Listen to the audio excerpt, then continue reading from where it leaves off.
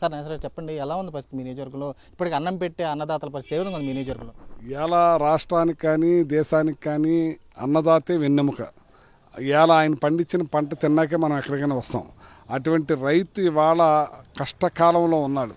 ఈ ముంతా తుఫాన్ ఎఫెక్ట్ తోటి చాలా దారుణంగా వ్యవసాయం అంతా దెబ్బతింది. ఇవాళ 13, 18 కానీ స్వర్ణ కానీ పిఎల్ కానీ ఇవన్నీ కూడా ఇదిగో చూసారా, వెన్ను పాలు కూడా పోసుకోకుండా మొత్తం ఇలా ఊసపోటేసి నుంచున్న అది పచ్చగా కనపడతా ఉంది. పడుకున్నది ఇది పడిపోయి ఉంది స్వర్ణ, కానీ దీనికే రాస్తాము దానికి రాయట్లేదని అంటున్నారు. రైతాంగం చాలా బాధపడుతున్నారు, అన్యాయం అయిపోతున్నారు. జగన్మోహన్ రెడ్డి గారి టైంలో ఓడ్చకుండానే ఈ క్రాప్ చేసి ఇన్సూరెన్స్ కట్టి ప్రభుత్వమే చేసి రైతులకి అండగా నిలబడే కార్యక్రమం చేసేది. ఈ పార్టీకి 2 సార్లు ఇన్పుట్ సబ్సిడీ కూడా వేసిన రోజులు ఉన్నాయి. రైతుకి ఈ రాష్ట్రానికి రైతే వెన్నెముక. రైతుకి ఇచ్చిన సహాయం వేడి నీళ్ళకి సన్నీళ్ళ సాయంలో నెక్స్ట్ పంటకు ఉపయోగపడుతుంది. వాళ్ళ బీరువాలో దాచుకుని ఇంత డబ్బు ఉండదు కాబట్టి రైతుకి అందుబాటులో నిలబడిన ముఖ్యమంత్రి భారతదేశంలో జగన్మోహన్ రెడ్డి గారు అనుకుంటున్నాను నేను. అటువంటి జగన్మోహన్ రెడ్డి గారు లేకపోవటం, ఈ కూటమి ప్రభుత్వంలో తెలుగుదేశం ప్రభుత్వం రావటం, ఇవాళ ఇన్సూరెన్స్కి గాలి వదిలేసి మరి ఇన్పుట్ సబ్సిడీ లేకుండా చేసి మరి ఈ క్రాప్ లేకుండా చేసి ఇవాళ రైతుని నడ్డి విరిసే పరిస్థితి ఈ ప్రభుత్వం చేస్తూ ఉంది. ఇవాళ విహారయాత్రలు చేస్తున్నారు, కానీ ఇవాళ మాత్రం ఏ ఒక్కళ్ళు కూడా వ్యవసాయంలోకి వచ్చి చూసిన నాదుడు లేరు, నాయకుడు లేడు, ఎమ్మెల్యే కూడా లేరు ఇక్కడ. ఇవాళ రైతు దగ్గరికి వచ్చిన అధికారులు ఏమంటున్నారు, పడిపోయిన దానికి రాస్తాం, దీంట్లో సగం రాస్తాం, అది అయితే బాగుంది అది రాయమంటున్నారు. యాక్చువల్గా పడిపోయిన స్వర్ణ కన్నా కూడా ఈ నుంచున్న 13, 18 కానీ పిఎల్ కానీ నష్టపోయారు ఎక్కువ. ఇవాళ అది 15 బస్తాలన్నా వస్తే ఇది 10 బస్తాలు కూడా వచ్చే పరిస్థితి లేదు. దీనికి సంక్షేమం మీరు ఇది రాస్తే అని చెప్పి అంటున్నారు.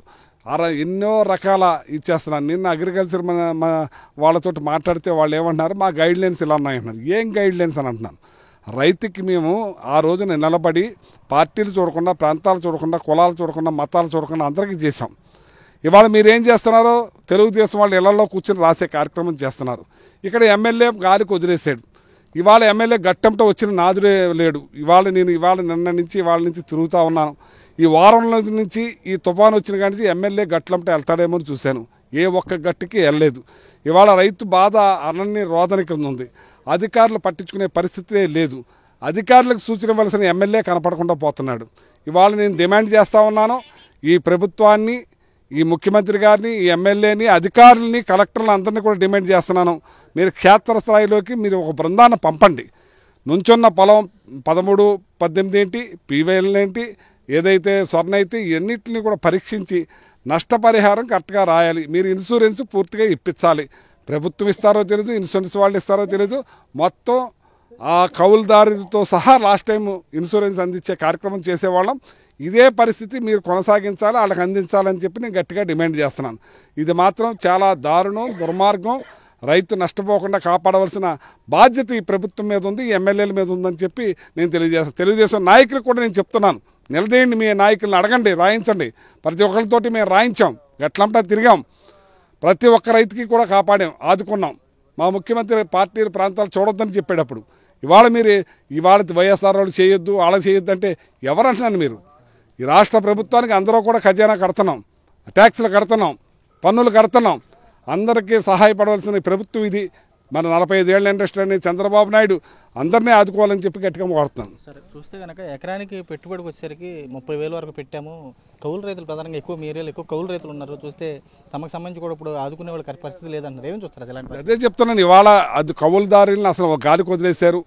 మామూలు రైతులను కూడా గాలికి వదిలేసే పరిస్థితి చేస్తున్నారు. ఇవాళ మామూలు రైతుల్ని ఆదుకోవాలి, కౌలుదారు రైతులను ముఖ్యంగా ఆదుకోవాలి.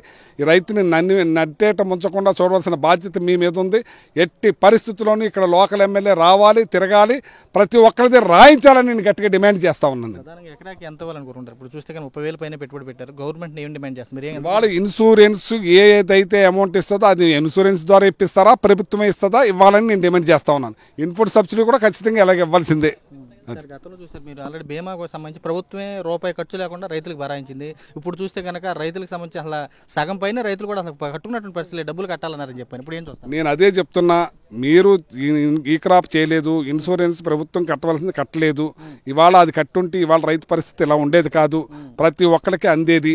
ఇవాళ మీరు చేయలేదు కాబట్టి మీరు ఇన్సూరెన్స్ చేస్తారా, ప్రభుత్వం ఇస్తుందా? ప్రతి కౌలుదారు రైతును కూడా ఆదుకోవాల్సిన బాధ్యత ఈ ప్రభుత్వాన్ని డిమాండ్ చేస్తున్నాం. క్షేత్రస్థాయిలో పవన్ కళ్యాణ్ లాంటి వ్యక్తులు కానీ పర్యటిస్తున్నారు, కానీ ఫోటోలు ఇట్లుగా ఫోజులు ఇచ్చి వదిలేస్తున్నారు. చూస్తే కనుక కొంతమంది వల్ల ఇప్పుడు ఏకంగా ముంబై క్రికెట్ చూస్తాకి వెళ్ళారు లోకేష్, చంద్రబాబు లండన్ వెళ్ళారు. ఈ పర్యటనలో రైతులను గాలికొదిలేశారంటారు.